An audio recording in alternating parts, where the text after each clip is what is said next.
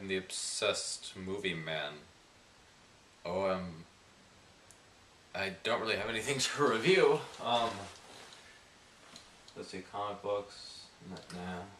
There we have some movies. What do we have here? Dracula, Predator, Dark Knight. I'll review Dark Knight eventually, but I'm not prepared right now. I would like to talk about something Batman related, though. I wonder.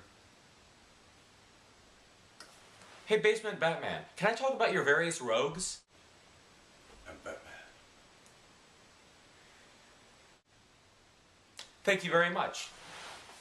Hello and welcome. As you can tell by the title, I'm the obsessed movie man. OMM. Who doesn't love Batman? Don't answer that. That was a rhetorical question. He is my favorite comic book hero of all time.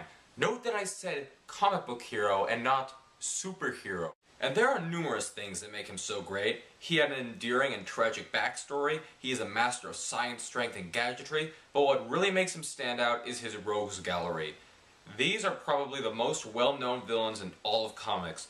If you ask the general public to name at least 5 Wonder Woman or Superman villains, chances are that they will only get about 2 or 3. Ask them about Batman, and you will hear practically all of them. The Joker, Penguin, Two-Face, Riddler, etc. That is how powerful these villains are. They are just so memorable and have had a lasting impact on comic book readers and the general public.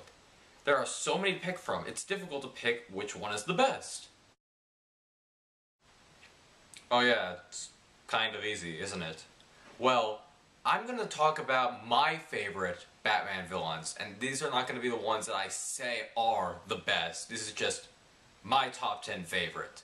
Just to let you know, this list is strictly for villains and how villainy they are, so you won't see Catwoman on this list, since she is more of an ally nowadays. I also won't be putting Harley Quinn on the list. That's not saying she's not a good villain, but more of the fact that she is more of a comic relief villain, sidekick kind of character, and I don't really think she's truly an evil character, unless you count the New 52, which I'm not. Let's get started. Here are my top 10 favorite Batman villains. Number 10, the Penguin, whose first appearance was in Detective Comics number 58. Oswald Cobblepot is a wealthy man, yet he uses his money for crime. He runs the Iceberg Lounge, appearing as a responsible businessman, but secretly supplies all kinds of illegal things for criminals, guns, drugs, etc. He's given the name Penguin because of his appearance, a fat little man who wears a tuxedo and has a long nose. His weapons of choice are a variety of trick umbrellas that can do all kinds of crazy things. What I like about Penguin and most of the villains of Batman in general are that they usually are portrayed as darker reflections of Batman himself. Bruce Wayne and Oswald Cobblepot are both wealthy men, both respected, and they both wear masks. Bruce Wayne is the mask for Batman, and Oswald Cobblepot is the mask the Penguin puts on when he is among society. They both try to appear normal in order to accomplish their own goals. I think that's what makes Penguin more unique. He actually tries to pretend he is on the level, and all the other villains don't do that. Which is why I tip my hat off to the Penguin. Number 9, the Scarecrow. First appearing in World's Finest Comics number 3, Jonathan Crane is a doctor, professor, scientist, whatever, who is obsessed with fear. He is a sadistic psychopath who loves seeing helpless individuals become afraid. Scarecrow is dressed as, you guessed it, a scarecrow, and his weapon of choice is his special fear gas that makes the victims confront their worst fears. I really like that concept because it's putting Batman up against someone who uses his own method, the art of fear. Batman uses fear to frighten criminals, Scarecrow uses fear to frighten everyone else. When Batman is under the gas, he's usually helpless and has to rely on either his inner strength to pull through, or hope that he might conveniently have an antidote to the toxin. To top it off, Scarecrow is not only extremely terrifying, but is also extremely insane. If you read the comics Long Halloween and Hush, you will notice that he loves to sing and recite rhymes. I find that really terrifying, having someone sing a sweet little song to you while at the same time they're chasing after you and trying to kill you. Scarecrow comes at a very scary 9th place. Number 8, Poison Ivy. Making her debut in Batman number 181, Poison Ivy is credited as being one of the main femme fatales in Batman comics. She was once a botanist named Pamela Isley, after a scientific experiment went wrong, which so often happens in comic books. She's immune to all toxins and sports a plant motif. She also can give a deadly kiss that will either hypnotize or kill her victims. Over the years, the character has become more plant-like and seems capable of commanding plants to do her bidding. Ivy, in some ways, is like Catwoman, being the seductress to Batman. The only difference is that Ivy is evil and will go to great lengths to make sure that no one harms her plants, even if it means killing anyone. She's like a siren, a woman who lures men with her looks and voice, only to end up killing them. Ironically, it's kind of like a Venus flytrap.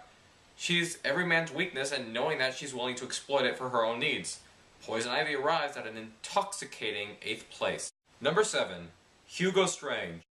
Why is this guy so underrated? True, he's popular now because of Arkham City, but was there anyone out there who thought he was cool before Arkham City came out?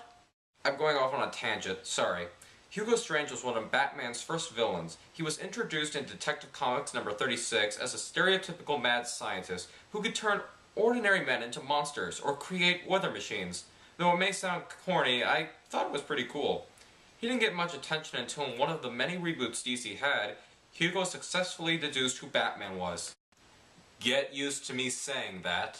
He didn't just want to help out the authorities either. No, he was originally going to sell Batman's identity, but then decided he wanted to destroy Batman and then take on his identity. Seriously, the man has his own Batman suit in his apartment. A lot of this comes from the comic Batman Prey, which is a very good read about Batman's early years. It's good to see the characters making a comeback in the games and whatnot, and I think he greatly deserves a spot on the list at number 7. Number 6. Mr. Freeze. Though he was introduced in the comics in Batman number 121, he was completely different from how fans know him now. In the early comics, he was Mr. Zero and was way cheesier. When Batman the Animated Series came out, they reinvented the character, all for the better I might add. Dr. Victor Freeze was a scientist who specialized in cryogenics. He was seeking a cure for his terminally ill wife, who he froze to prevent her from dying. Freeze's bosses approved of Freeze using the company equipment for the experiment, and a fight breaks out, ending with Freeze getting knocked into a whole bunch of chemicals. Freeze can no longer survive out of a sub-zero environment, so he creates a special suit for himself, and sets out on a cold revenge as Mr. Freeze. His weapon of choice is a special freeze gun. Mr. Freeze was always one of my favorites as a kid. I always sympathized for him, yet I also knew how much of a threat he was. He's cold and almost entirely unemotional, a lot like Batman. That makes it harder for Batman to communicate or try to reason with him. He has very little to lose, as the only thing left is his wife, and he is willing to do anything to find a cure for her. I know he's not completely evil, but I think that he does deserve to be on this list. He's just that cool. Mr. Freeze comes at a chilling 6th place.